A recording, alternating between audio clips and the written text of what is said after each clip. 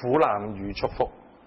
今日我同大家要分享嘅題目，保羅去坐監，記唔記得我講過神俾異象引導佢去到腓立比教會，有好嘅福音嘅果效，但後尾佢要坐監啦。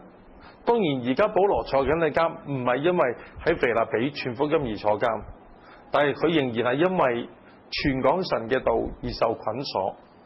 但係呢個嘅捆鎖俾人睇上嚟係點樣呢？我哋一齊嚟帶去睇腓立比書第1章嘅由第12節去到第14節。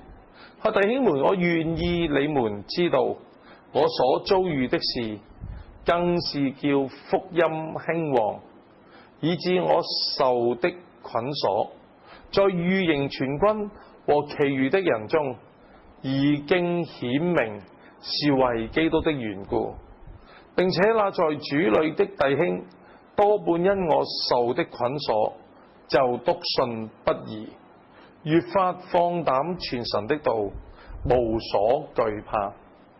佢都好奇妙，呢一個嘅使徒，呢個教會嘅領袖被捉拿、被打壓，呢班嘅弟兄姊妹見到，哇，領袖都咁啦，仲邊度夠膽講嘢？噤若寒蟬係咪？唔係啊！原來好多弟兄姊妹受着激勵，係佢咁樣嘅時候都咁樣嚟到堅持。保羅喺邊一個嘅環境裏邊都能夠可以見證榮耀神。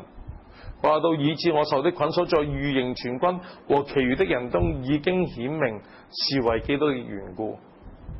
佢唔係因為道德上面犯罪而坐監。保羅係因為全方面緣故而坐監，佢就喺呢一班嘅羅馬兵丁面前有一個好嘅見證，而且佢更加激勵到信徒嚟去接棒。